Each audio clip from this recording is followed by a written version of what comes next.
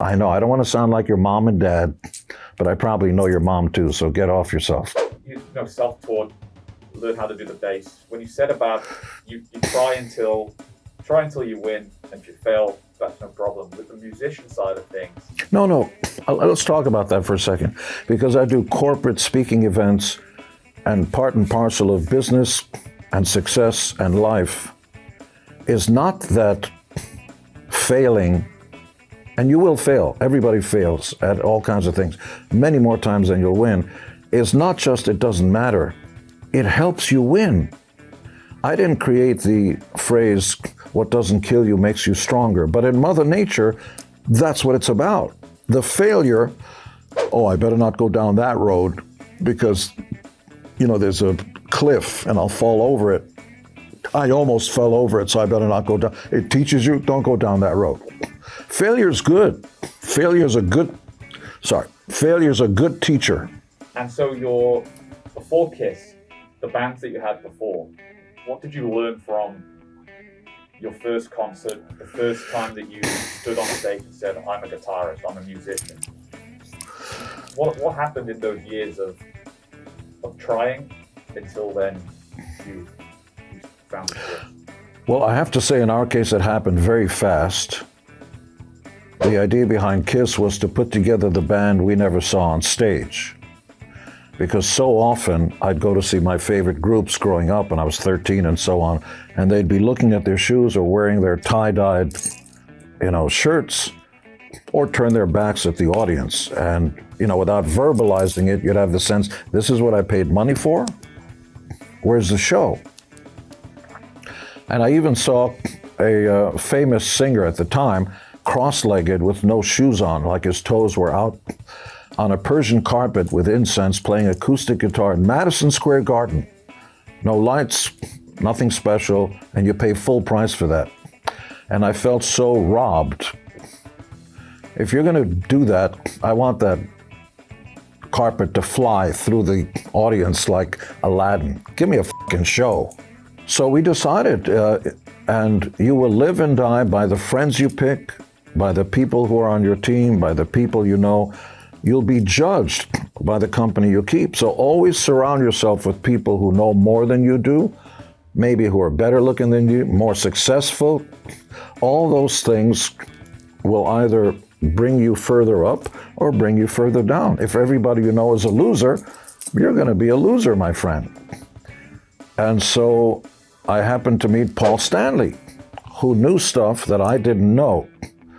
And hopefully he thinks I know stuff he doesn't know. We're both untrained. And we decided, two completely different sides, but of the same coin. We share work ethic, no drugs, no booze, no anything, which is why at 72, that's right, 72, a lot more hair on my back, unfortunately. I can hold my hand in front of my face and it doesn't shake. Because imagine being a car and pouring sand into the fuel. It's not going to run. Everything you put in your body, and I know, I don't want to sound like your mom and dad, but I probably know your mom too, so get off yourself. Was that a decent joke? That was good? Okay, she gave me a thumbs up. What you put in your body is a simple idea. Your body's going to do that. We all know people who are like that, even in their 60s. It's like, wake up, smell the roses. I don't understand what the problem is. You're alive. Maybe because we're in America and everything's so wonderful and government gives you trillions of dollars and I have the right to health care, I have the right to this, I have rights, spoon feed me, baby feed me. The rest of the world is starving and is full of disease. They would never think of that.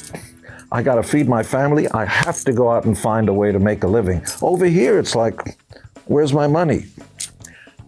What would you say about your age and still performing? There was a quote that I read Mick Jagger say when he was, this would have been 40 years ago, and he said if he's still singing Satisfaction at 45, he'd rather be dead.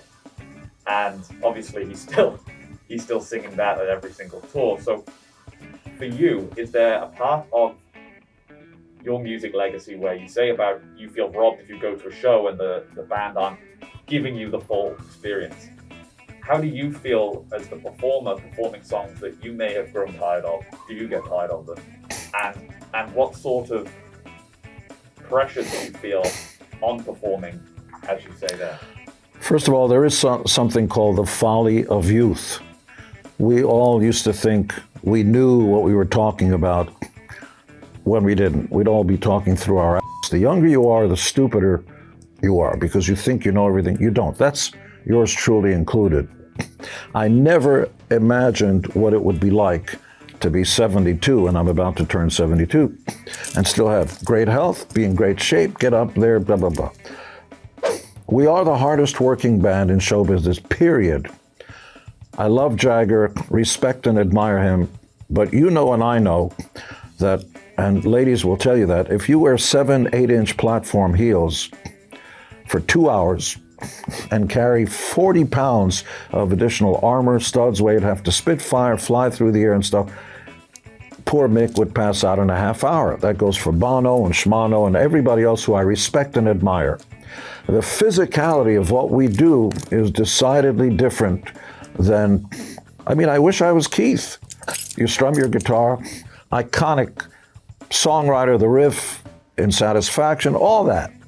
But you could wear a comfortable pair of sneakers like I'm wearing now and a t-shirt and never break a sweat.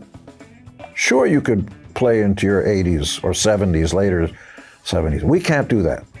So we're doing the last go around now. If you have a surfboard and you're a surfer, wait for that tsunami and go out on top. Don't wait for the baby waves to come. You know, I remember when that guy, when they were king. Don't wait for fat, bloated Elvis naked on a bathroom floor. Don't wait for that. Quit while you're Elvis. Dignity. Marilyn Monroe, unfortunately, sadly, passed away at a very young age, but she will iconically and forever be beautiful and timeless. Quit while you're ahead. Do the smart thing and have other interests, do other things. So we're quitting while the getting's good. Dignity, self-respect, and respect for the fans. Because remember, when we introduce ourselves delusionally, we actually laid down the gauntlet and said, you wanted the best, you got the best, the hottest band in the world, Kiss. Those words mean something, and I sincerely hope and pray that the very last show we will be doing in the next 2 years or so, those words will still be true. Because how pathetic would it be if we're playing in a club? You wanted the best? Well, once a time they were pretty good. Okay, now here they are, Kiss. You don't want that.